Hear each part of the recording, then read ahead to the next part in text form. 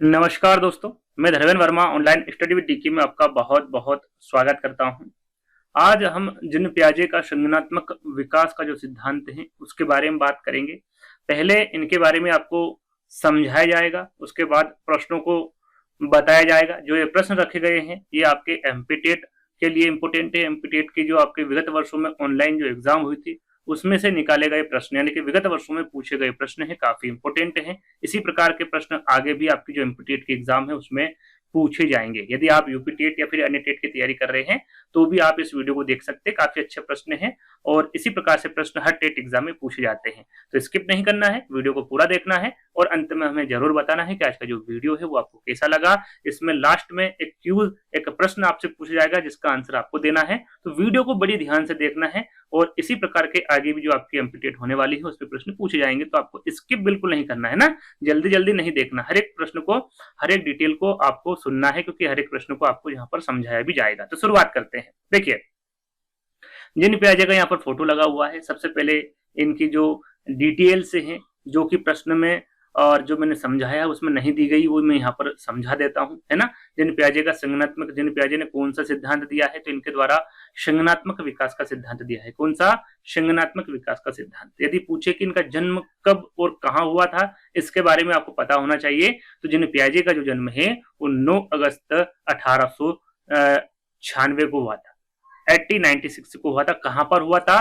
तो स्विट्जरलैंड में हुआ था। देखिए, अभी जो प्रश्न पूछे जा रहे हैं वो सिंपल से प्रश्न नहीं पूछे जा रहे, पूछते हैं कम से कम 1 से 2 प्रश्न पूछे, लेकिन अब जो प्रश्न पूछे जा रहे हैं वो कोई सी टेट एग्जाम हो, डीपली प्रश्न पूछे जा रहे हैं जो आगे मैं आपको बताऊंगा, है ना। लेकिन जो सिंपल से प्रश्न है, कब हुआ था जन्म, कहां पर हुआ था, इसके बारे में भी आपको पता होना चाहिए। तो इनका जन्म 9 अगस्त 1896 में स्विट्जरलैंड में हुआ था, है ना। ये कब के, कौन सी शताब्दी के मनोवैज्ञानिक थे? तो याद रखिएगा, पियाजे 20वीं शताब्दी के मनोवैज्ञानिक थे। कौन से? 20वीं शताब्दी के, है ना। इन्होंने जो अपना अध्ययन है वो किस पर किया था पूछा जाता है, तो अपने बच्चों पर किया था। कहां पर?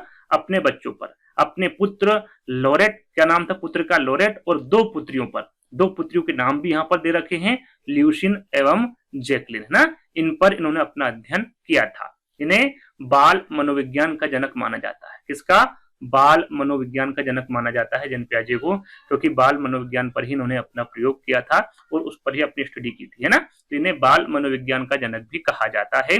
और पियाजे ने सर्वप्रथम the language of thought of the child पुस्तक 1923 में लिखी। यहाँ पर सीधे सीधे प्रश्न पूछा जाता है एग्जाम में कि the language of thought of the child जो पुस्तक है ये किसके द्वारा लिखी गई है ना। इस प्रकार के प्रश्न एग्जाम में पूछे जाते हैं, तो आपको पता होना चाहिए ये पियाजे के द्वारा लिखी गई थी। कब लिखी गई थी? सन पूछे तो 1923 में लिखी गई थी, है ना। इस प्रकार से प्रश्न पूछे जाते हैं, तो आपको पता होना चाहिए। चलिए, जिन पियाजे ने अपने संज्ञानात्मक विकास के लिए बच्चों का सैद्धांतिक रूप से अध्ययन किया था। कैसे किया था? सैद्धांतिक रूप से। पूछते हैं कि बच्चों का जो अध्ययन है वो जिन पियाजे द्वारा अपना जो इन्होंने संज्ञानात्मक विकास दिया था उसमें किस प्रकार का अध्ययन किया गया था, तो सैद्धांतिक रूप से अध्ययन किया गया था, है ना। जिन पियाजे का संज्ञानात्मक विकास का जो सिद्धांत, उपनाम बहुत इंपोर्टेंट है।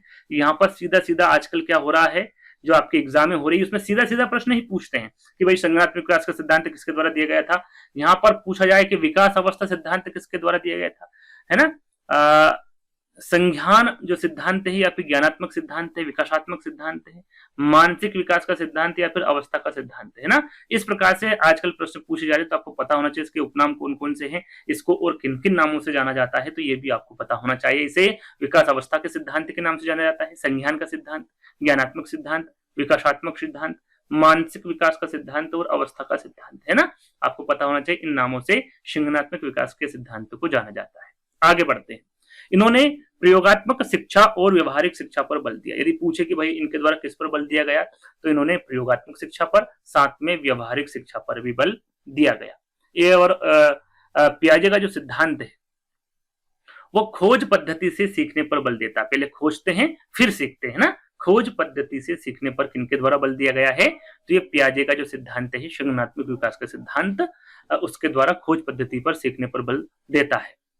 जिन पियाजे ने बच्चों को नन्हा वैज्ञानिक कहा है, क्योंकि बच्चा अपने ज्ञान का जो निर्माण है वो कैसे करता है? खुद करता है। अपने ज्ञान का निर्माण कैसे करता है? बच्चा खुद करता है। इसलिए जो जिन पियाजे है उन्होंने बच्चे को क्या नाम दिया है? नन्हा वैज्ञानिक नाम दिया है, नन्हा वैज्ञानिक कहा है। चलिए अपनी गतिविधियों से अन्वेषण व निर्माण करते हुए प्राप्त करते हैं, इसलिए इनके सिद्धांत को संज्ञानात्मक विकास का निर्माणवादी उपागम भी कहा जाता है। अन्वेषण व निर्माण यानी खुद करता है बच्चा, इसलिए इसे क्या कहा गया है, निर्माणवादी उपागम भी कहा है ना। या पूछे सीधा सीधा प्रश्न पूछा जाता है कि भाई निर्माणवादी उपागम सिद्धांत किस सिद्धांत को कहा जाता है, तो संज्ञानात्मक विकास के सिद्धांत को कहा जाता है। चलिए, बच्चों में ये मैं आपको बता दूं, उसके बाद प्रश्नों पर चलेंगे, है ना। बच्चों में जैसे जैसे, याद रखिएगा यहाँ पर जैविक परिपक्वता आती है, क्या आती है बच्चों में, जैविक परिपक्वता आती है, वैसे वैसे बच्चे का संज्ञानात्मक विकास होता रहेगा। जैसे जैसे बच्चे में परिपक्वता यानी कि जैसे जैसे जैसे बच्चा बढ़ता जाएगा, बड़ा होता जाएगा, वैसे वैसे बच्चे में क्या होगा, संज्ञानात्मक विकास होता रहेगा। और इसकी शिक्षा का जो मुख्य क्षेत्र है, याद रखिएगा ये पूछा जाता है, जैविक मरमूसा था। क्या था इनका मुख्य क्षेत्र शिक्षा का, जैविक मरमूसा था, ये याद रखिएगा, इंपोर्टेंट है। यहाँ पर जो जानकारी दी गई, ये ऐसी जानकारी दी गई आपको जो कि प्रश्नों में नहीं दी गई है ना, सिंपल सी साधारण सी जानकारी थी। अब चलते हैं प्रश्नों की ओर। इनकी जो अवस्थाएं हैं वो प्रश्नों के साथ साथ मैं आपको बता दूंगा, जैसे जैसे प्रश्न पूछे जाएंगे वैसे वैसे मैं आपको इसकी जानकारी देता जाऊंगा, है ना। चलिए, पहला प्रश्न पूछा गया था आपका कि बच्चों के बौद्धिक विकास के 4 चरणों को परिभाषित किया है। जो 4 चरण बताए गए हैं ये किसके द्वारा बताए गए हैं, ये आपसे प्रश्न में पूछा गया है। भाई स्किनर ने, पियाजे ने, कोहलबर्ग ने, एरिक्सन ने। तो यहाँ पर तो आपको पता है कि भाई हम जिन पियाजे के बारे में बात कर रहे हैं तो उसका आंसर जिन पियाजे होगा। एग्जाम में ऐसा नहीं होता है ना, कहीं से भी कहीं पर भी प्रश्न पूछा जा सकता है, तो प्रश्न को हमेशा ध्यान से पढ़ना है और उसके बाद ही आपको आंसर का चयन करना है।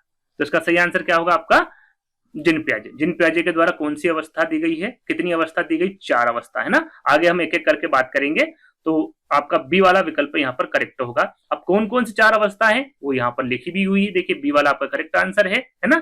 जिन पियाजे के संज्ञानात्मक विकास की उम्र के अनुसार कितनी अवस्थाएं बताई, 4 अवस्थाएं बताई। कौन कौन सी, पहली अवस्था है संवेदी पेशी अवस्था। संवेदी पेशी अवस्थाओं के भी उपनाम है। आगे जैसे जैसे प्रश्न आते जाएंगे वैसे वैसे हर एक छोटी से छोटी जानकारी आपको दी जाएगी, है ना। तो संवेदी पेशी अवस्था को संवेदी गामक अवस्था भी कहा जाता है। ये 0 से 2 वर्ष तक की होती है। कितनी होती है, 0 से 2 वर्ष तक की होती है। और दूसरी अवस्था है पूर्व क्रियात्मक अवस्था। कौन सी है, पूर्व क्रियात्मक अवस्था, जो कि 2 से 7 वर्ष तक की होती है। तीसरी अवस्था है मूर्त सक्रियात्मक अवस्था, जो कि 7 से 11 वर्ष तक की होती है। अमूर्त सक्रियात्मक अवस्था चौथी अवस्था होती है। क्रम वाइज आपको याद रखना है, पहली कौन सी, दूसरी कौन सी है, तीसरी कौन सी और चौथी कौन सी है। तो अमूर्त सक्रियात्मक अवस्था जिसे औपचारिक सक्रियात्मक अवस्था भी कहा जाता है, इसे इसकी जो अवधि होती है वो 11 से आगे तक मान सकते हैं, है ना, या फिर 11 से 18 वर्ष, कहीं कहीं 12 भी लिखा होता है ना, 12 से 18 या फिर 11 से 18, है ना, ध्यान रखिएगा। तो चौथी अवस्था आपकी कौन सी होती है, अमूर्त सक्रियात्मक अवस्था होती है। तो क्रम वाइज आपको ध्यान रखना है, क्योंकि क्रम वाइज भी एग्जाम में प्रश्न पूछा जाता है। चलिए, दूसरा प्रश्न, पियाजे के अनुसार विश्व में समस्याओं को समझने, सोचने और हल करने की बच्चों की क्षमता का जो विकास है वो कैसे होता है। यहाँ पर समस्याओं को समझने, सोचने और हल करने की बच्चों की जो क्षमता का जो विकास होता है वो किस में होता है, ये सीधा सीधा पूछा गया है। पहला विकल्प है आपको आ सतत तरीके से, समय के साथ क्रमिक परिवर्तन करने से, निरंतर तरीके से, या फिर घाती तरीके से। तो पियाजे के अनुसार पूछा गया है, तो इनके द्वारा बताया गया है असतत तरीके से। कैसे, असतत तरीके से, मतलब जो इनके द्वारा असतत विकास का एक सिद्धांत कह सकते हैं, तरीका कह सकते हैं। तो उस दृष्टिकोण को संदर्भित करते हुए इनके द्वारा बताया गया है कि जो विकास है वो परिवर्तनों को विशिष्ट चरण, जैसे कि हमने बताया कि भाई इनके द्वारा 4 चरण में प्रस्तुत किया गया विकास, है ना। तो इनके द्वारा जो विशिष्ट चरण बताए गए हैं उनको स्पष्ट रूप से विभाजित किया गया है इनके द्वारा, और इसी को क्या कहते हैं, असतत तरीका कहते हैं। तो पहला वाला जो विकल्प होगा ये आपका सही होगा। यहाँ पर मैंने जानकारी भी दी गई है, हर छोटी छोटी जानकारी, लिखी हुई जानकारी आपको प्राप्त होगी, ताकि जहां पर आपको थोड़ा सा प्रॉब्लम हो तो यहाँ पर आप स्क्रीनशॉट ले लें और जब भी आपको समय मिले आप उसको आसानी से पढ़ लें, है ना। चलिए, तो देखिए करेक्ट आंसर मैंने आपको क्या बताया था, पहला वाला बताया था, है ना। थोड़ा सा मैं इसको सही कर देता हूं।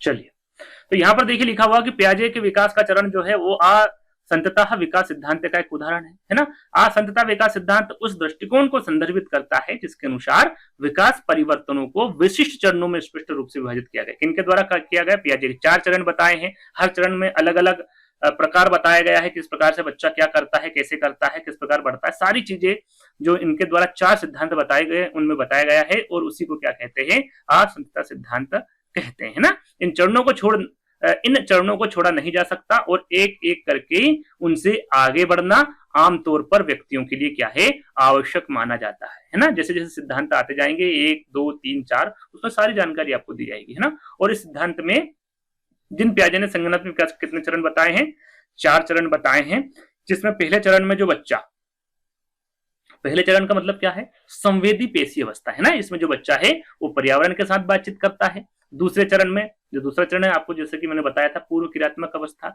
जिसमें बच्चा क्या करता है, सरल प्रतीकों और भाषा को समझने में सक्षम हो जाता है।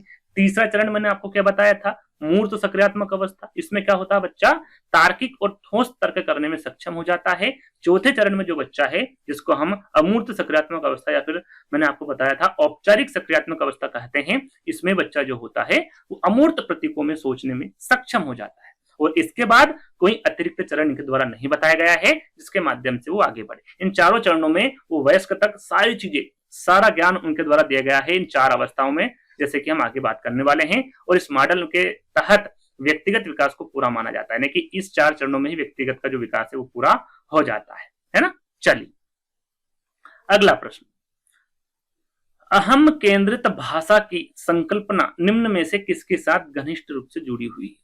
अहम केंद्रित भाषा, यहाँ पर अहम केंद्रित भाषा के बारे में पूछा गया है। यदि यहाँ पर थोड़ा सा मैं इसको और सरल कर देता हूं, इसको बोलते हैं जीववाद, है ना। जीववाद या फिर अहम केंद्रित भाषा की जो संकल्पना है, ये किसके साथ घनिष्ठ रूप से जुड़ी हुई है। जैसे कि हम पियाजे के बारे में पढ़ रहे हैं तो आपको पता होगा कि पियाजे इसका आंसर होगा, है ना। जैसे कि मैंने आपको थोड़ी देर पहले ही बताया था कि एग्जाम में इस प्रकार से प्रश्न नहीं पूछे जाते हैं, अलग अलग सभी मिलजुल कर प्रश्न पूछे जाते हैं, तो वहां पर आपको कंफ्यूज नहीं होना है। अहम केंद्रित भाषा दे दे या फिर जीववाद दे दे, है ना। क्या वो अरस्तु है, टेलर है, पियाजे है या फिर विलियम्स है। सिंपल सा आंसर है पियाजे, है ना। तो इसके बारे में हम समझते हैं जीववाद क्या है, अहम केंद्रित भाषा क्या है। तो ये यहाँ पर देखिए सब लिखा हुआ है हर एक चीज। जीववाद या फिर अहम केंद्रित भाषा, जीववाद के अंतर्गत बालक जो निर्जीव वस्तुएं होती हैं उसे वो सजीव समझता है। जो निर्जीव वस्तु होती हैं जैसे कि बादल हो गया, जैसे कि यहाँ पर देखिए बालक समझता है कि बादल, साइकिल, हवा, घड़ी जैसी जो वस्तुएं होती हैं वो कैसी होती हैं, सजीव होती हैं। और यहाँ जो जीववाद है या फिर अहम केंद्रित भाषा है, ये किसके अंतर्गत है, जो 4 इनके द्वारा अवस्थाएं बताई हैं, ये किसके अंतर्गत आता है। तो ये पूर्व सक्रियात्मक अवस्था, जैसे प्राक संक्रियात्मक अवस्था भी कहते हैं, पूर्व संकल्पनात्मक अवस्था भी कहते हैं, जो कि 2 से 7 वर्ष तक की होती हैं। और इसके बारे में आपको बता चुका हूं, इसके उपनाम एक एक करके मैं आगे भी आपको बताता जाऊंगा, है ना। तो ये कौन सी अवस्था के अंतर्गत आएगा, जीववाद आपका पूर्व सक्रियात्मक अवस्था के अंतर्गत आएगा या फिर अहम केंद्रित भाषा। तो आप समझ गए यहां तक, आगे बढ़ते हैं। चौथा प्रश्न, पियाजे के मानसिक विकासात्मक सिद्धांत के निम्नलिखित में से किस चरण का बौद्धिक विकास समय के वस्तुकरण द्वारा चिन्हित है। यहाँ पर देखिए वस्तुकरण, वस्तु स्थायित्व आपने पढ़ा होगा, नहीं पढ़ा तो मैं आपको बता देता हूँ। यहाँ पर वस्तु स्थायित्व की बात की जा रही है, तो कौन सी अवस्था है या फिर कौन सा चरण है या फिर कौन सी अवधि है ना।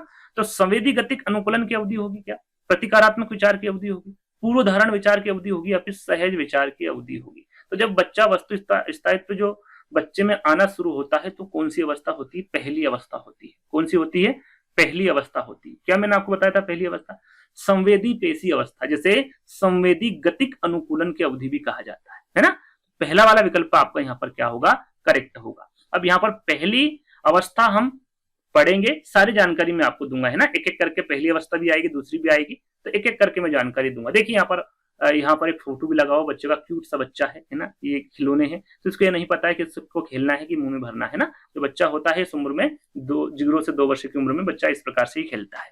तो देखिए पहली अवस्था जो बताई गई है पियाजे के द्वारा, वो संवेदी पेशी अवस्था बताई है। इसे इंद्रिय जनित गामक अवस्था भी कहते हैं। जैसे कि मैंने आपको बताया था कि अभी फिलहाल में जो प्रश्न पूछे जा रहे हैं वो सीधे सीधे नहीं पूछे जा रहे, है ना। संवेदी पेशी की जगह इंद्रिय जनित गामक दे देंगे, ज्ञानात्मक क्रियात्मक दे देंगे। यहाँ पर ज्ञानात्मक अलग है और क्रियात्मक अलग है। ज्ञानात्मक अवस्था, क्रियात्मक अवस्था। संवेदनात्मक अवस्था, है ना। इस प्रकार से आपके विकल्प में कोई सी भी अवस्था दे दी जाएगी और आपसे पूछा जा सकता है, तो आपको पता होना चाहिए। जैसे कि विकल्प में अभी दे दिया गया था संवेदी गतिक अनुकूलन की अवधि, तो आपको पता होगा तो आप आसानी से आंसर लगा सकते हैं। तो ये जो अवधि होती है ये कितने से कितने वर्ष तक की होती है, जो पहली अवस्था है तो 0 से 2 वर्ष तक की होती है। अब इसमें कहा क्या गया है पियाजे ने, तो भैया इनके द्वारा कहा गया है पियाजे के कि जन्म के समय शिशु बाह्य जगत के प्रति अनभिज्ञ होता है। जो बाहरी जगत होता है उससे उससे कोई मतलब नहीं होता है, उसके बारे में उसे कुछ किसी प्रकार का कुछ भी पता नहीं होता है, और धीरे धीरे आयु बढ़ने के साथ साथ अपनी ज्ञानेंद्रियों के माध्यम से वो वातावरण बाह्य जगत का ज्ञान प्राप्त करता है। किसके माध्यम से पूछ जाए तो ज्ञानेंद्रियों के माध्यम से, ना। छोटी छोटी बातें हैं, ध्यान आपको रखना है। चलिए, और क्या कहा है भैया इस पहली अवस्था में कि वहां शिशुओं को देखकर, सुनकर, स्पर्श करके, गंध के द्वारा व स्वाद के माध्यम से ज्ञान ग्रहण करता है। जब बच्चा 0 से 2 वर्ष तक का होता है, 0 से 2 वर्ष तक की आयु में होता है, तो वो देखकर, सुनकर, स्पर्श करके, जो गंध होती है उसके द्वारा, स्वाद के माध्यम से ही ज्ञान प्राप्त करता है। इंद्रियों के माध्यम से वो सीखता है, जैसे कि आंख, नाक है, कान है, त्वचा है, जैसे जैसे उसके माता पिता, दादा दादी जो घर में सदस्य होते हैं जिस प्रकार से उसको सिखाते हैं वो वैसे ही सीखता है। गामक क्रियाएं भी करता है, पकड़ना, खेलना, लिखना आदि। जैसे आप पकड़ाओगे पकड़ लेगा, खेलना है खेलने की बोलो खेल लेगा, लिखना लिख लेगा, है ना। ऐसा नहीं कि जो लिखना वही लिखेगा, कुछ भी करता रहेगा उसके हिसाब से, है ना। तो छोटे छोटे शब्दों को बोलना बच्चा सीख जाता है, अपने अपनों को देखकर मुस्कुराना सीख जाता है, अपरिचित को देखकर वो रोना शुरू कर देता है, वो डर जाता है। यह सब क्रिया वो कौन सी अवस्था में करता है, संवेदी पेशी अवस्था में, इंद्रिय जनित गामक अवस्था में करता है ना। ये आपसे सीधे सीधे ही पूछा जा सकता है कि भाई छोटे छोटे शब्दों को बोलना, अपनों को देखकर मुस्कुराना, अपरिचित को देखकर रोना या फिर डर जाना, ये किस अवस्था में होता है। इसी प्रकार से प्रश्न पूछे जाते हैं ना। तो हर एक चीज को मैं आपको समझा रहा हूं, तो आसानी से, इत्मीनान से। ऐसा नहीं है कि वीडियो को तेज चाल में कर लिया और देख रहे हैं, ऐसा नहीं है। आराम से इत्मीनान से देखिए। यदि आपको पास होना है तो हर चीज को आपको समझना होगा, देखना होगा। जन्म से 30 दिन की अवस्था को शिशु की प्रतिवर्त क्रियाओं की अवस्था कहा जाता है। प्रतिवर्त क्रियाएं कैसी होती, जैसे कि अंगूठा चूसना, ये कब करता है, जन्म से 30 दिन के अंतर्गत ही बच्चा करना शुरू कर देता है। तो इस अवस्था को क्या कहते हैं, प्रतिवर्त क्रियाओं की अवस्था कहा जाता है। और इस अवस्था में बालक मात्र प्रतिवर्त क्रियाएं, जैसे कि इंग्लिश में कहें तो रिफ्लेक्स एक्टिविटीज करता है, जैसे कि अंगूठा चूसना, है ना। इस अवस्था में बच्चा प्रत्यक्षीकरण का गुण पाएगा। अप्रत्यक्ष यानी कि जो आपके सामने, यानी बच्चे के सामने होगा वही वो देख पाएगा, वही वो समझ पाएगा। अप्रत्यक्षीकरण का गुण आगे हम देखेंगे। सिर्फ और सिर्फ इसमें कौन सा गुण पाया जाता है, इस अवस्था में बच्चे का प्रत्यक्षीकरण का गुण पाया जाता है।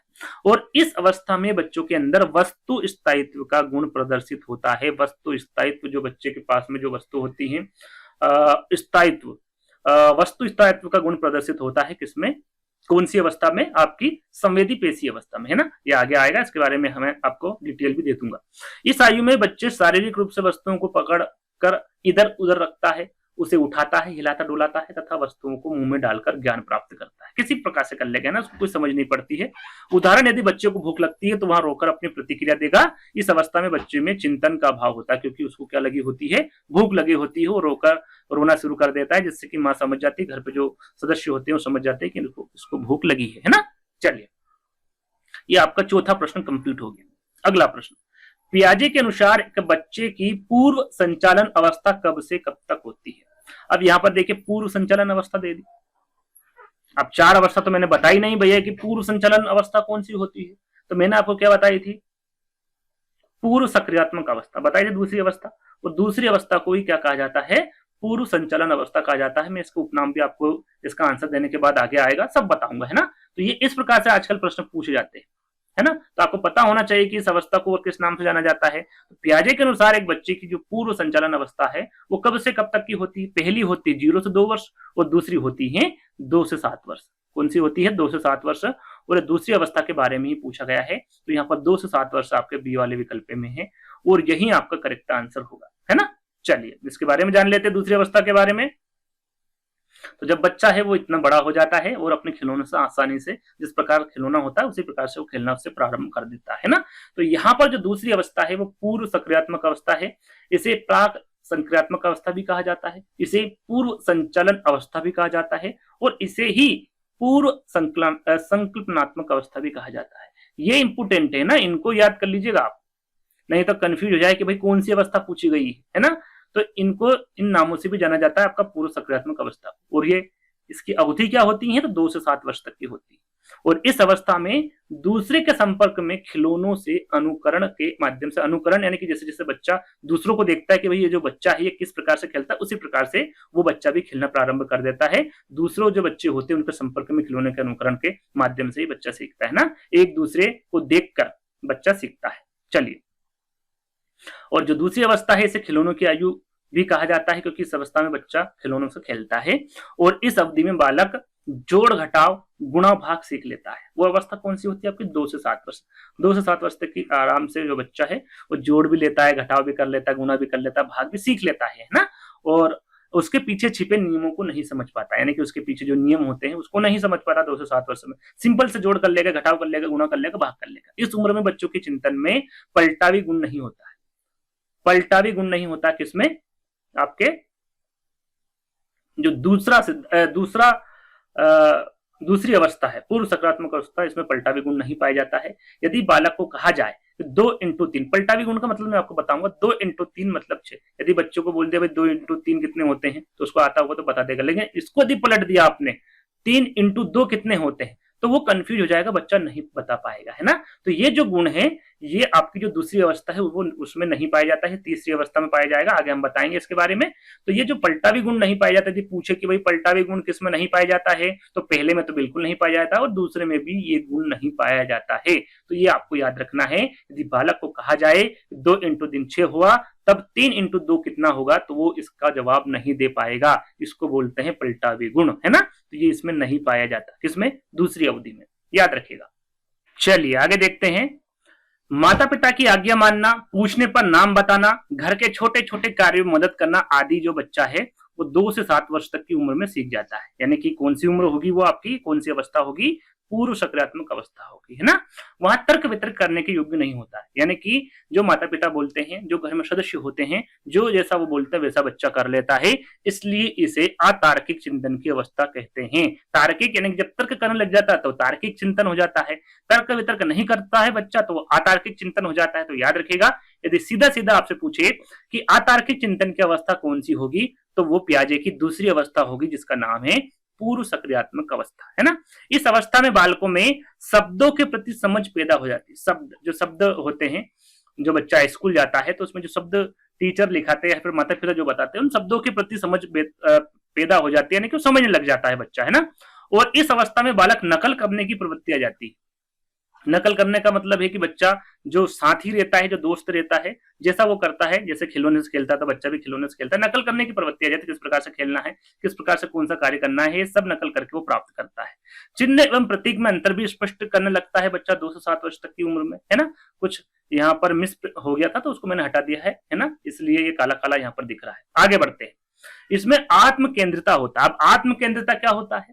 तो बालक यह सोचता है कि इस दुनिया में जो कुछ भी मौजूद है वहां सब क्या है, उसके लिए ही। जैसे सूर्य भी उसके साथ चलता है, चांद तारे भी उसके लिए चमकते हैं, तो वो सोचता है कि सूर्य भी मेरे लिए है, चांद तारे भी मेरे लिए है, ये जो दुनिया है, ये सब कुछ मौजूद दुनिया में जो भी है वो सब मेरे लिए है। इसे क्या कहते हैं? आत्म केंद्रिता कहते हैं। तो ये जो गुण है ये बच्चा किसमें पाया जाता है, कौन सी अवस्था में पाया जाता है? 2 से 7 वर्ष तक की। और कौन सी अवस्था है? पूर्व सक्रियात्मक अवस्था। बार बार मैं इस अवस्था के बारे में, इस अवधि के बारे में क्यों मैं आपको बता रहा हूं, ताकि आपको ये आसानी से याद हो जाए। बार बार ये रहेगा आपके साथ में, मैं बोलते जाऊंगा, आप सुनते जाएंगे तो बार बार मैं बोलूंगा तो आपको याद हो जाएगी जल्दी, है ना। प्रतिकारात्मक सोच पाई जाती है इसमें, अनुकरणशीलता पाई जाती है आपकी इसमें, और शिशु अहमवादी होता है तथा दूसरों को कम महत्व देता है। अहमवादी यानी कि खुद में ही रहता है शिशु, है ना, और दूसरों को बहुत कम महत्व देता है। तो ये सारे गुण जो पाए जाते हैं आपके पूर्व सक्रियात्मक अवस्था में पाए जाते हैं। चलिए अगले प्रश्न की ओर चलेंगे।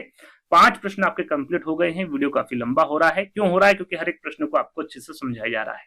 चलिए छठा प्रश्न, पियाजे के अनुसार एक बच्चे की मूर्त सक्रियात्मक अवस्था कब से कब तक होती है? हम यहाँ पर 2 अवस्था जान चुके हैं, अब यहाँ पर जानेंगे तीसरी अवस्था। कौन सी अवस्था? तीसरी अवस्था, जिसे मूर्त सक्रियात्मक अवस्था भी कहते हैं, ठोस अवस्था भी कहते हैं, स्थूल सक्रियात्मक अवस्था भी कहते हैं। ये जो 3 अवस्थाएं मैंने बताई हैं ये आपके मूर्त सक्रियात्मक यानी जो तीसरी अवस्था वो होती है। और वो कहां से कहां तक होती है? ये आपकी पहली अवस्था होगी, ये आपकी दूसरी अवस्था हो गई, ये आपकी तीसरी अवस्था हो गई, और ये आपकी चौथी अवस्था हो गई। तो तीसरी अवस्था के बारे में पूछा गया मूर्त सक्रियात्मक अवस्था, तो 7 से 11 जो कि यहाँ पर लिखा हुआ है ना, थोड़ा सा मैं यहाँ पर गैप देना भूल गया, यानी कम गैप हुआ, तो आंसर यहाँ पर आपके सामने है ना, 7 से 11 वर्ष। तो इसके बारे में हम जान लेते हैं। इसे ठोस सक्रियात्मक अवस्था, स्थूल सक्रियात्मक अवस्था और मूर्त सक्रियात्मक अवस्था, इन 3 नामों से जाना जाता है। तीसरी अवस्था को 7 से 12 वर्ष तक की होती है ये अवस्था, और इस अवस्था में जो बच्चा है वह मूर्त वस्तुओं के प्रति चिंतन करना आरंभ कर देता है। जैसे कि हमने दूसरे या फिर पहले में देखा था कि भाई वो अमूर्त चिंतन करता है, इसमें जो तीसरी अवस्था है उसमें मूर्त वस्तुओं के प्रति वो चिंतन करना प्रारंभ कर देता है, इसलिए इसे मूर्त चिंतन की अवस्था कहते हैं। कौन सी अवस्था कहते हैं इसे?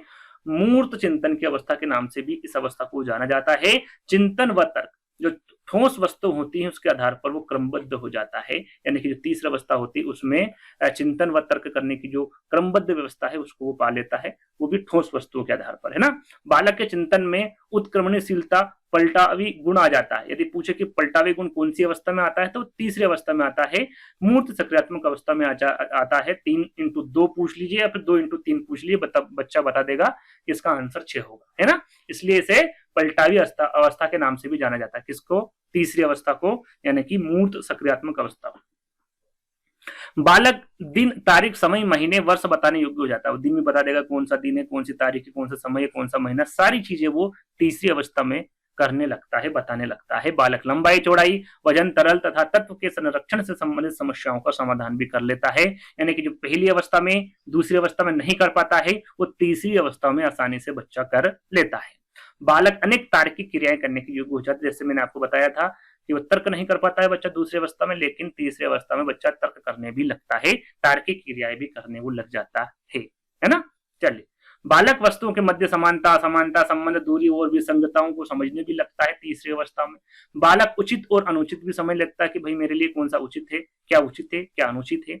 वस्तु की लंबाई वजन के अनुसार उसको क्रम में लगा सकता है। वस्तु की लंबाई कितनी होगी, है ना, 2 फीट है, 3 फीट है, 4 फीट है, जो भी है, तो वो क्रम में लगा सकता है उसको। वजन के अनुसार भी वो क्रम में लगा सकता है। ये पहली और दूसरी अवस्था में गुण नहीं पाया जाता, बच्चे में ये समझ नहीं होती है। भाषा एवं संप्रेषण योग्यता का विकास हो जाता है, भाषा एवं संप्रेषण का, है ना। परंतु इस अवस्था में बालक मानसिक क्रियाएं तभी कर पाता है जब वस्तु मूर्त या स्थूल रूप से में हो, यानी कि उसके पास में हो, है ना। तो ये कौन सी अवस्था में होता? तीसरी अवस्था में। यहां आके वो रुक जाता है, जो कि फूर्त अवस्था में वो सब कुछ करने लगता है ना। तो सारी चीजें किसके अंतर्गत आएगी? आपकी तीसरी अवस्था के अंतर्गत आएगी। आगे बढ़ेंगे 7वें प्रश्न में। बच्चे तार्किक रूप से वस्तुओं और घटना के बारे में सोचना शुरू करते हैं। पियाजे के अनुसार यह विशेषता संज्ञानात्मक विकास के किस चरण की है? यहाँ पे देखिए, अभी मैंने तीसरा विकल्प में आपको इसके बारे में बताया था। बच्चे तार्किक रूप से वस्तुओं और घटनाओं के बारे में सोचना शुरू कर देते हैं, है ना।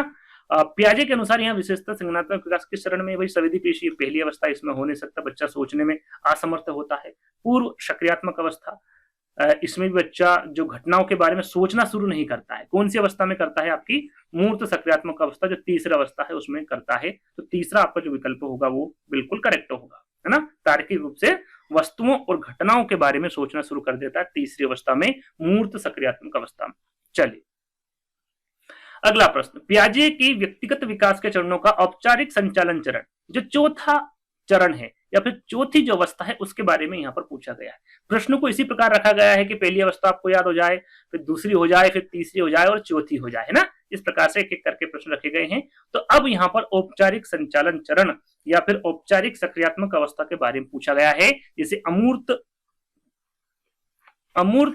सक्रियात्मक अवस्था भी कहते हैं, है ना। तो ये कौन सी अवस्था हो गई भाई? ये पहली अवस्था हो गई, ये दूसरी हो गई, ये तीसरी हो गई और ये चौथी हो गई। चौथी अवस्था के बारे में पूछा गया है। 12 साल से अधिक की जो अवस्था होती है वो आपकी औपचारिक संचालन चरण या फिर अमूर्त सक्रियात्मक अवस्था होती है ना, या फिर औपचारिक सक्रियात्मक अवस्था होती है। तो 4th वाला विकल्प आपका यहाँ पर करेक्ट होगा। हम इसके बारे में जान लेते हैं, संपूर्ण जानकारी देंगे आपको, है ना। तो 4th वाला विकल्प जैसा कि यहाँ पर लिखा हुआ है, और इसे अमूर्त सक्रियात्मक अवस्था भी कहते हैं, औपचारिक सक्रियात्मक अवस्था भी कहते हैं, और इसे औपचारिक संचालन चरण के नाम से भी इसे जानते हैं, है ना। और ये 12 वर्ष के बाद की अवस्था, 12 वर्ष के आगे की अवस्था, 11 वर्ष भी कहीं कहीं दे रखा होता है, तो कंफ्यूज आपको नहीं होना है। कहीं कहीं 11 से 18 दे रखा होता है, कहीं कहीं 12 से 18 दे रखा होता है। तो ये सारी अवस्थाएं किसके अंतर्गत आएगी? आपको अमूर्त या फिर औपचारिक सक्रियात्मक अवस्था के अंतर्गत आएगी, है ना। जैसे कि मूर्त चिंतन करता था बालक तीसरी अवस्था में, लेकिन यहाँ पर अमूर्त चिंतन की क्षमता का विकास हो जाता है बालक, है ना। इस अवस्था में किशोर मूर्त के साथ साथ अमूर्त चिंतन करने योग्य भी हो जाता है। किसमें, कौन सी अवस्था में, चौथी अवस्था। इसलिए इसे तार्किक चिंतन की अवस्था के नाम से जानते हैं, तार्किक चिंतन। देखिए तीसरी अवस्था को नहीं कहा गया, ये याद रखेगा। दूसरी अवस्था को क्या कहा गया था, अतार्किक चिंतन, अतार्किक चिंतन के नाम से जाना जाता है। लेकिन तीसरी अवस्था को तार्किक के नाम से नहीं जाना गया। कौन सी अवस्था को जाना गया, चौथी अवस्था को तार्किक चिंतन की अवस्था के नाम से जाना जाता है। ये आपको विशेष ध्यान देना है ना।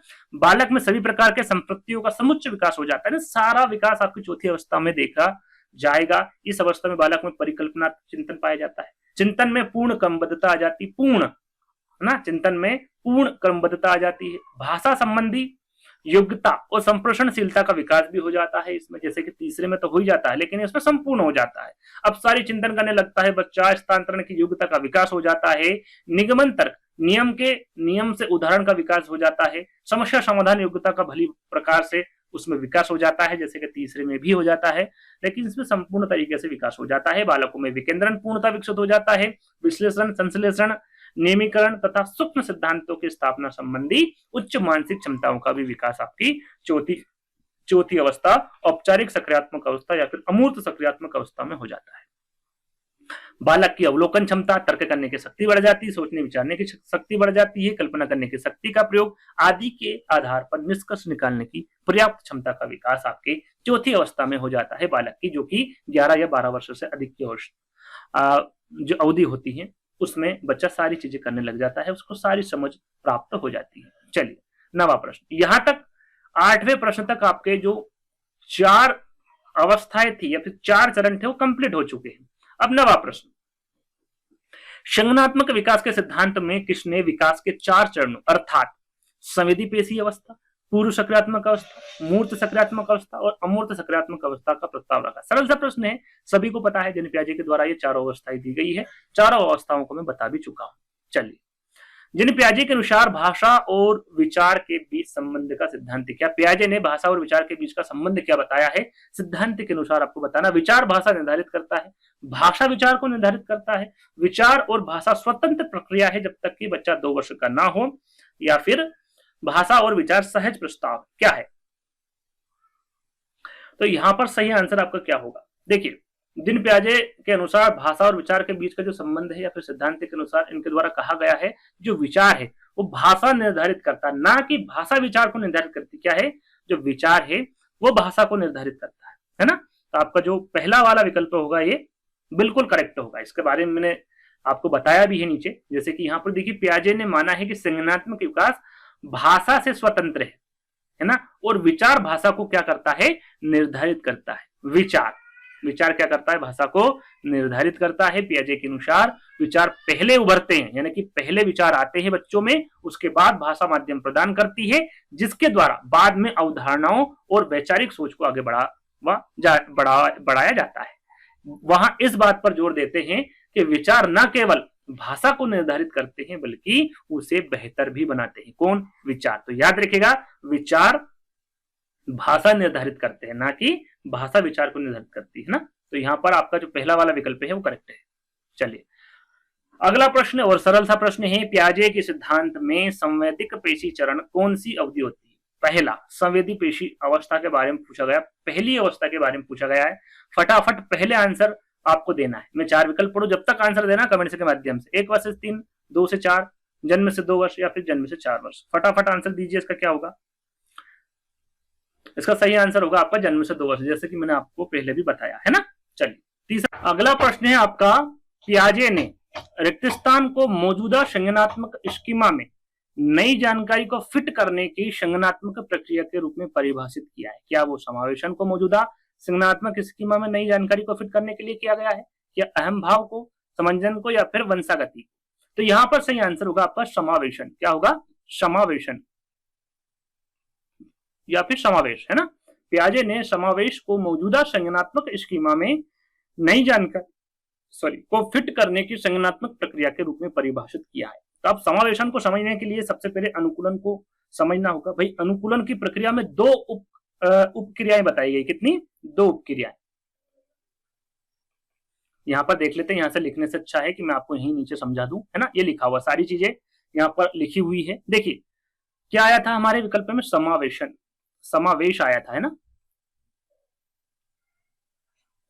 अब यहां पर देखिए अनुकूलन की प्रक्रिया के दो उपक्रियाएं बताई गई है। पहला है आपका आत्मसातकरण और दूसरा है समायोजन। देखिए आत्मसातकरण को आत्मीकरण भी कहते हैं, समावेशन भी कहते हैं, समावेश भी कहते हैं और समावेशीकरण भी कहते हैं। ये चारों नाम आपको अच्छे से याद कर लेना है, क्योंकि यहाँ पर जरूरी नहीं कि समावेश विकल्प में दे दे, आत्मसात भी दे सकते हैं, आत्मीकरण भी दे सकते हैं, समावेशीकरण या फिर समावेशन भी दे सकते हैं ना।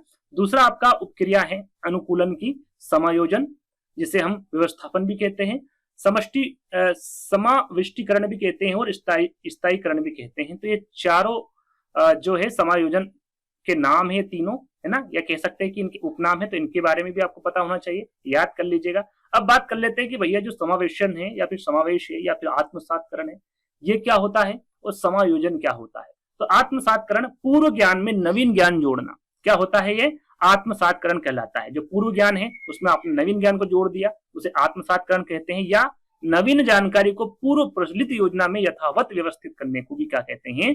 आत्मसातकरण या फिर समावेशन कहते हैं। समायोजन किसे कहते हैं? पूर्व ज्ञान में परिवर्तन करके वातावरण के साथ तालमेल बिठाना, इसे क्या कहते हैं? समायोजन कहते हैं। क्या कहते हैं? समायोजन कहते हैं, ये याद रखिएगा। और यदि इन दोनों को जोड़ दिए जाए तो वो क्या कहलाएगा? वो संतुलन कहलाएगा, है ना। आगे मैं बताऊंगा आपको, वो संतुलन या फिर साम्य धारण कहलाएगा, वो आगे मैं आपको जानकारी दूंगा, है ना। तो यहां पर आपका करेक्ट आंसर मैंने आपको बता दिया, पहला वाला होगा समावेशन। चलिए अगला प्रश्न, पियाजे ने अपना कार्य किस क्षेत्र में अधिक किया है? सरल सा प्रश्न है, 4 विकल्प पढ़ेंगे, आसानी से आंसर दे देंगे। अर्थशास्त्र, मनोविज्ञान, राजनीति या फिर हिंदी। सरल सा प्रश्न है, मनोविज्ञान के क्षेत्र में पियाजे ने अपना कार्य किया है ना, अधिक किया है, तो बी वाला विकल्प आपका करेक्ट होगा। अगला प्रश्न, पियाजे ने घोषणा की कि बचपन में 4 चरणों में संज्ञानात्मक विकास होता है। जैसे 4 चरण मैंने आपको बता दिया, चरणों के बारे में निम्नलिखित में से कौन सा सही नहीं है? हमेशा प्रश्नों को ध्यान से पढ़ना है, क्या नेगेटिव पूछा गया है या फिर पॉजिटिव पूछा गया है, कौन सा पूछा गया है, किस प्रकार से प्रश्न पूछा गया है, इसके बारे में आपको पता होना चाहिए। विकास के चरण क्रम में होते, बिल्कुल 4 चरण बताए, बिल्कुल होते हैं। बच्चे विकास के चरणों को छोड़ते नहीं है, बल्कि हर एक से गुजरते, बिल्कुल क्रम वाइज, है ना। पहला चरण से गुजरेगा, फिर दूसरे चरण से, तीसरे चरण से ऐसे गुजरेगा, तो बी वाला भी आपका करेक्ट होगा। विकास के चरणों में एक अवस्था से दूसरी अवस्था में आदर्शी परिवर्तन होता है, तो आदर्शी परिवर्तन नहीं होता है, यानी कि तीसरा वाला जो विकल्प होगा ये आपका करेक्ट होगा। ये इन चारों चरणों में फिट नहीं है, यानी कि निम्नलिखित में से कौन सा सही नहीं है? तो तीसरा वाला नहीं है। चौथा भी पढ़ लेते हैं, विकास के चरण टुकड़ों द्वारा निर्माण के रूप में होते हैं, प्रत्येक अंतिम चरण में टुकड़ों का उपयोग करते हैं, यानी कि इनने 4 चरणों में 4 टुकड़ों में जो बच्चों का निर्माण है वो बांट दिया है। तो ये आपका जो चौथा वाला विकल्प है ये भी आपका करेक्ट है।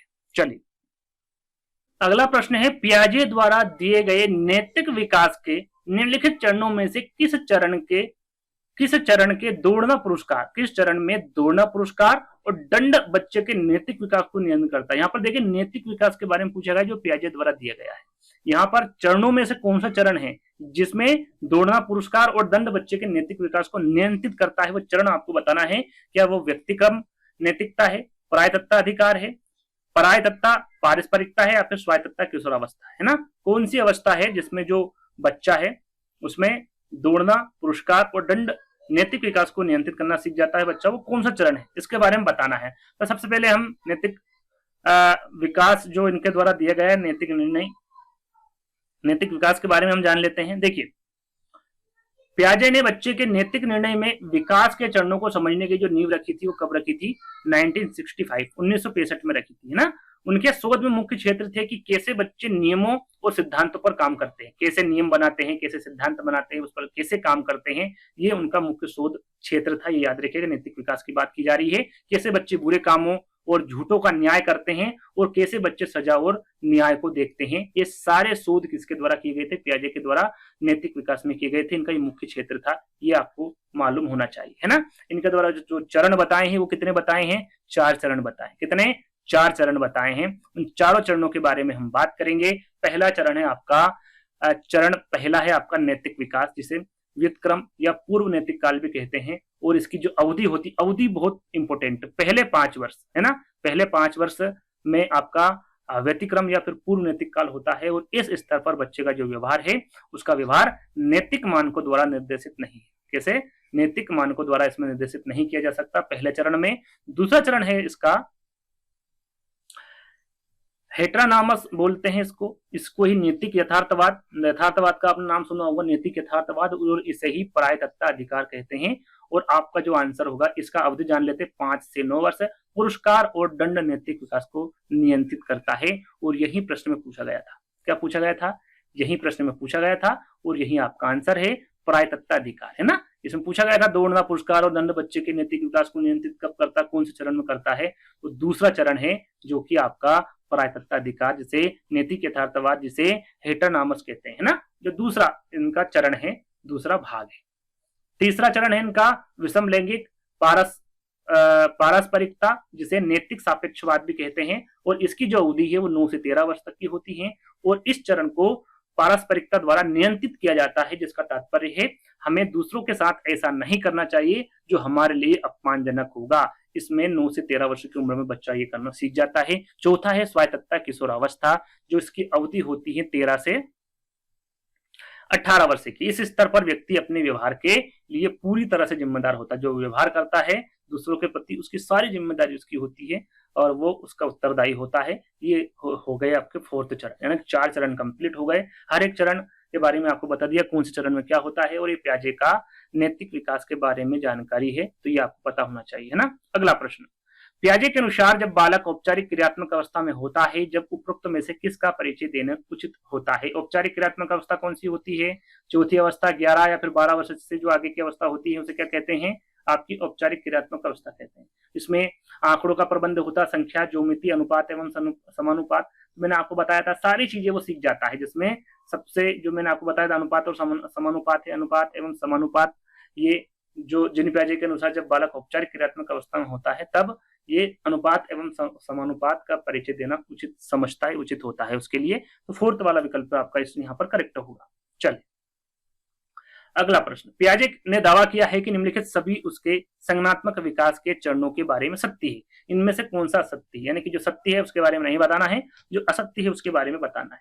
सभी बच्चे विभिन्न चरणों में से एक ही उम्र में प्रगति करते हैं। बिल्कुल नहीं करते भाई, वो सभी उम्र में प्रगति करते हैं, तो पहला वाला ही विकल्प आपका गलत हो गया, है ना।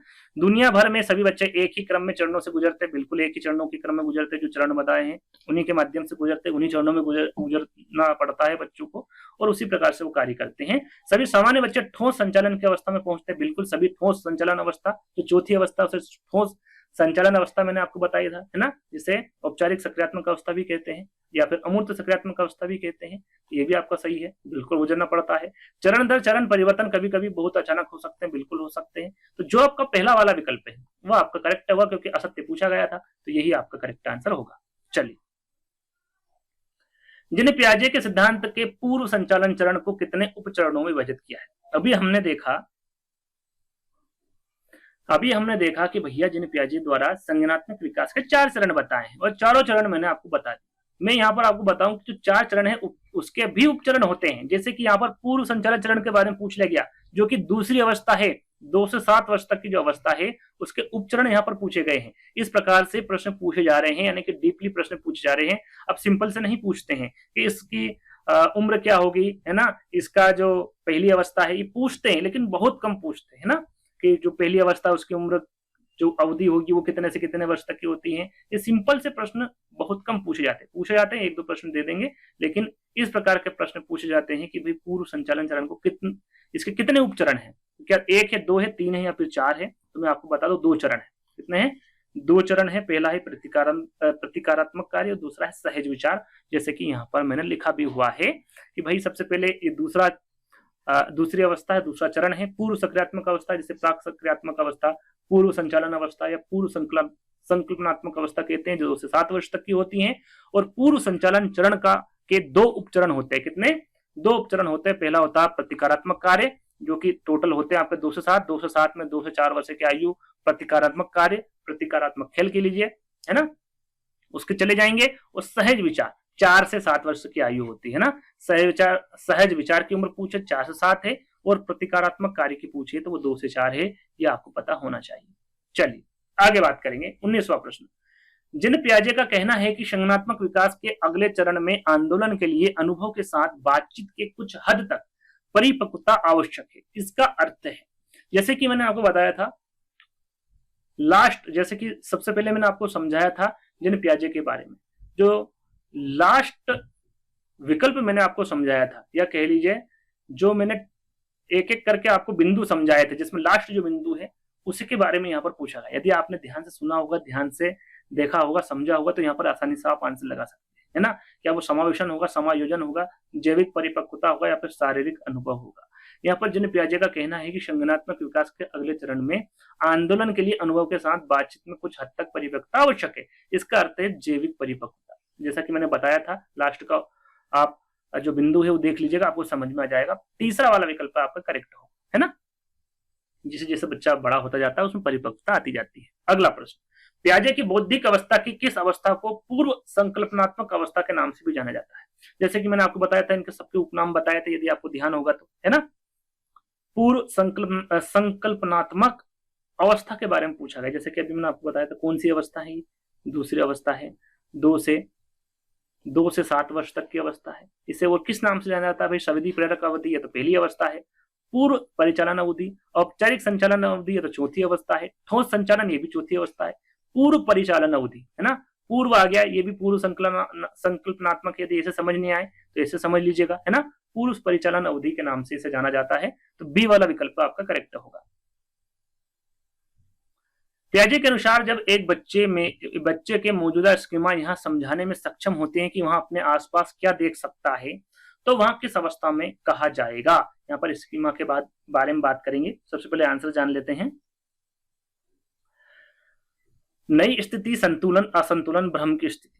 जैसा कि मैंने आपको बताया था, जैसे पहले इसका आंसर जान लेते हैं।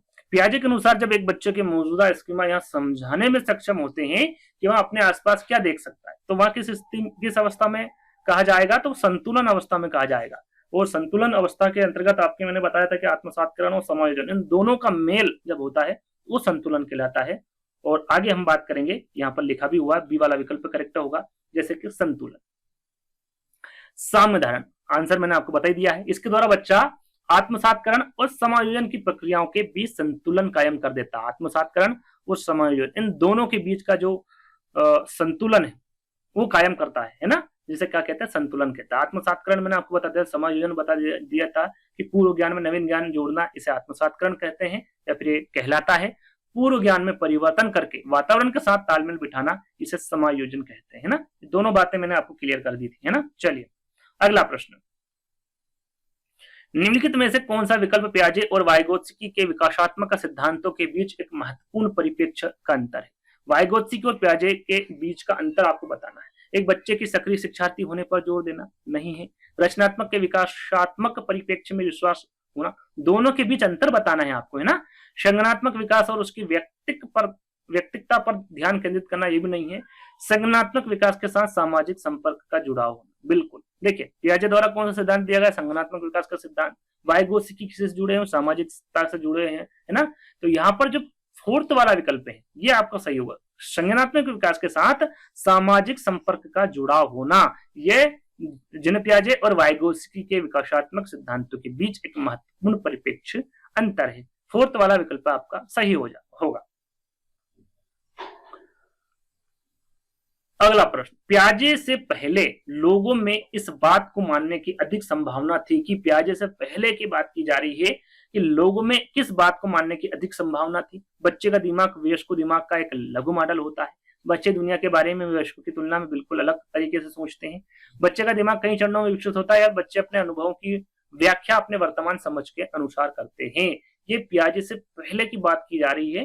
तो बच्चे का जो दिमाग है वो वयस्कों का एक लघु छोटा मॉडल होता है ना, ये संभावना अधिक थी जिन पियाजे से पहले। तो पहला वाला जो विकल्प है ये आपका करेक्ट होगा। अगला प्रश्न, पियाजे के अनुसार वस्तु स्थायित्व को किस रूप में भी जाना जाता है। वस्तु स्थायित्व के बारे में मैंने आपको बात की थी। ये पहली अवस्था जो संवेदी पेशी अवस्था है उसमें बच्चा वस्तु स्थायित्व करना सीख जाता है। जैसे कि मैंने आपको बताया था वो पहली अवस्था है जो कि 0 से 2 वर्ष, जन्म से 2 वर्ष तक की होती है ये अवस्था। इसमें दृष्टि से बाहर होता है, समझ से बाहर होता है, दोनों दृष्टि से बाहर और दिमाग से बाहर, ना तो दृष्टि से बाहर और ना ही दिमाग से बाहर। वस्तु स्थायित्व किस रूप में जाना जाता है, तो वस्तु स्थायित्व को ना दोनों दृष्टि से बाहर और दिमाग से बाहर, दोनों, है ना, दोनों का मतलब दृष्टि से भी बाहर और दिमाग से भी बाहर। आगे हम जानेंगे इसको। देखिए वस्तु स्थायित्व कैसे कहते हैं, तो वस्तु स्थायित्व जिससे यहाँ पता चलता है कोई वस्तु मौजूद है भले ही उसे देखा या छुआ ना जा सके। जो बच्चा है उसको पता है कि भाई ये मौजूद है वस्तु, लेकिन उसे भले ही वो देख नहीं पा रहा है या फिर उसको छुआ ना जा सके, है ना, तो वो क्या होगा, दोनों हो जाएगी भैया, वो दृष्टि से भी बाहर हो जाएगी और दिमाग से भी बाहर हो जाएगी, है ना। तो ये वस्तु स्थायित्व का दूसरा रूप है। या फिर कह सकते हैं कि वस्तु स्थायित्व की अवधारणा को समझने से बच्चों को यह समझ विकसित होती कि वस्तु को तब भी अस्तित्व में रहता है, वस्तु तब भी अस्तित्व में रहता है जब उसे हम देख या फिर छू नहीं सकते, या फिर देखा और छुआ नहीं जा सकता, है ना। तो यहाँ पर वस्तु स्थायित्व का आप मतलब समझ ही गए होंगे। आगे हम बढ़ेंगे अगले प्रश्न की ओर। पियाजे के अनुसार अमूर्त प्रस्थापनाओं के बारे में तार्किक रूप से सोचने की क्षमता इस अवस्था का सूचक, इसका सूचक है अमूर्त। जहां पर आ जाए, मैंने आपको बताया था, क्या बताया था भैया, संचालन के पूर्व में के विचार है, ठोस संचालन है, औपचारिक संचालन है, या फिर सेंसरी मोटर इंटेलिजेंस, क्या है, कौन सा सही होगा आंसर? औपचारिक संचालन होगा, जाहिर सी बात है ना। तीसरा वाला विकल्प आपका सही होगा यहाँ पर। चलिए अगला प्रश्न। अमूर्त, जैसे कि मैंने बताया था, अमूर्त संक्रियात्मक अवस्था भी कहते हैं, इसे औपचारिक सक्रियात्मक अवस्था कहते हैं। 12 वर्ष या फिर 11 वर्ष के बाद की अवस्था होती है। बालक में अमूर्त चिंतन की क्षमता का विकास होता है और इस अवस्था में किशोर मूर्त के साथ साथ अमूर्त चिंतन करने के योग्य भी हो जाता है, इसलिए तार्किक चिंतन की अवस्था कहते हैं, जैसे कि मैंने आपको बताया था। और जैसा कि प्रश्न में पूछा गया, तार्किक रूप से सोचने की क्षमता ये आपकी औपचारिक संचालन अवस्था में होता है ना। निम्नलिखित में से कौन सा निहितार्थ पियाजे के संज्ञानात्मक विकास के सिद्धांत से नहीं लिया जा सकता? संज्ञानात्मक विकास के सिद्धांत से कौन सा निहितार्थ नहीं लिया जा सकता, ये पूछा गया है। सीखने के लिए बच्चों की तत्परता के प्रति संवेदनशीलता बिल्कुल ले सकते हैं, व्यक्तिगत मतभेदों की स्वीकृति बिल्कुल ले सकते हैं, अन्वेषण अधिगम बिल्कुल ले सकते हैं, इसके बारे में मैंने बताया था। मौखिक शिक्षण की आवश्यकता आप नहीं ले सकते, है ना। फोर्थ वाला विकल्प यहाँ पर करेक्ट होगा।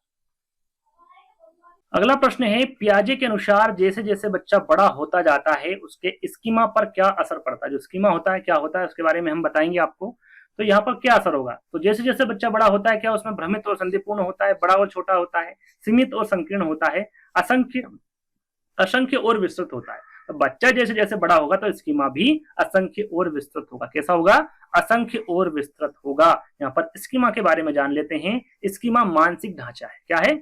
मानसिक ढांचा है जो व्यक्तियों को जानकारी को व्यवस्थित करता है और व्याख्या करने में उसमें मदद करता है। क्या करता है? जानकारी को व्यवस्थित करता है स्कीमा, साथ में व्याख्या करने में भी मदद करता है। जैसे जैसे बच्चा बड़ा होता है और सीखता है उसकी स्कीमाएं अधिक संख्या में और परिष्कृत होती है ना, उसकी संख्या बढ़ जाती है और जिसमें दुनिया की अधिक जटिल समझ भी विकसित होती है। किसमें? स्कीमा के माध्यम से। तो याद रखिएगा स्कीमा किसे कहते हैं। तो अगले प्रश्न की ओर बढ़ेंगे। अगला प्रश्न आपका, पियाजे के अनुसार चूसना और पकड़ना संवेदी प्रेरक अवधि के किस उपखंड के अंतर्गत आता है? चूसना और पकड़ना संवेदी प्रेरक अवधि के किस उपखंड में आता है? जैसे कि मैंने आपको बताया था, वंशानुगत सजगता, अधिग्रहित अनुकूलन, जानबूझकर व्यवहार, या फिर प्रतिकारात्मक प्रतिनिधित्व। तो यहाँ पर संवेदी प्रेरक अवधि के हम यहाँ पर जो अवस्था है उसके बारे में जान लेते हैं। यहाँ पर आंसर भी मैं वही दूंगा, पहले आंसर दे देते हैं। इसका आंसर क्या होगा आपका? वंशानुगत सजगता होगी। क्या होगी? वंशानुगत सजगता। क्यों होगी? क्योंकि इसके उपखंड बताए गए। उपखंड कितने बताए गए हैं? संवेदी प्रेरक काल के या फिर संवेदी प्रेरक अवस्था के। जैसे कि मैंने बताया था कि यहाँ पर जो 4 अवस्थाएं बताई उसके भी उपखंड होते हैं। तो यहाँ पर जो पहली अवस्था है जो कि जन्म से 0 से 2 वर्ष तक की जो अवस्था होती है उसके 6 उप अवस्थाएं बताई गई है शिशु की। कितनी? 6 उप अवस्थाएं। कौन कौन सी? पहले चरण में पहला है वंशानुगत सजगता। क्या है? वंशानुगत सजगता है जो कि 1 से 0 माह की होती है ना। ये आपका उपचरण पहला हो गया। उपचरण 2 हो गया आपका प्राथमिक परिपत्र प्रक्रिया, 4 से 1 महीना हो गया। उपचरण द्वितीयक परिपत्र प्रक्रिया 8 से 4 महीने का हो गया। उपचरण 4 द्वितीयक वृत्ति अभिक्रियाओं का समन्वय 12 से 8 महीना। उपचरण 5 में तृतीयक परिपत्र प्रतिक्रियाएं 18 से 12 महीना। उपचरण 6, कितने उपचरण बताए? 6। और छठा उपचरण है आपका प्रतिनिधि विचार की शुरुआत जो कि 24 से 18 महीना। अब यहाँ पर पूछा गया है, देखिए मैं एक एक करके बताता। 6 के बारे में बताता। तो काफी समय लग जाता। तो पूछा जो गया है उसी के बारे में बताऊंगा, यानी कि यहाँ पर पूछा गया वंशानुगत सजगता के बारे में, और ये आपका पहला चरण है। तो वंशानुगत सजगता में क्या होता है, इसमें नवजात शिशु अपनी दुनिया के बारे में अपनी वंशानुगत सजगता से के इस्तेमाल से सीखते हैं, जैसे कि चूसना और पकड़ना, है ना। चूसना और पकड़ना के बारे में ही विकल्प में पूछा गया था। तो आपका सही आंसर क्या होगा, आपका वंशानुगत सजगता होगा। ये 6 चरण एक स्क्रीनशॉट ले लीजिएगा, इनको याद रख लीजिएगा, पढ़ लीजिएगा, है ना। इनके बारे में कहीं पर भी किसी भी प्रकार से प्रश्न पूछा जा सकता है। जैसे कि आगे आएगा एक प्रश्न आएगा जिसमें इनमें से पूछा जाएगा कि भाई संवेदी प्रेरक कार्य की कौन सी एक अवस्था उप अवस्था है ना, तो वो आपको बताना होगा या फिर नहीं होगा। इस प्रकार से प्रश्न पूछ, जैसे कि आ गया प्रश्न वही आ गया, देखिए प्रतिवर्त, प्राथमिक, द्वितीयक, तृतीयक वृत्ति प्रतिक्रियाएं, आरंभिक प्रतिनिधित्व विचार, पियाजे के सिद्धांत के किस चरण के उपचरण है, जैसे कि मैंने आपको बताया था कौन से हैं, ज्ञानेन्द्रीय चरण या फिर संवेदी प्रेरक। 4 विकल्प पढ़ने की आवश्यकता नहीं है, अभी हमने इसके बारे में जाना। पहला वाला विकल्प आपका सही हुआ, संवेदी प्रेरक चरण या फिर ज्ञानेन्द्रीय चरण, है ना। तो पहला वाला विकल्प आपका सही होगा। चलिए, ये आपका यहाँ पर 30 प्रश्न थे इस वीडियो में, जैसा कि शायद मैंने शुरू में बताया नहीं था। टोटल कितने प्रश्न थे, 30 प्रश्न, जो कि प्रीवियस ईयर पेपर के प्रश्न हैं।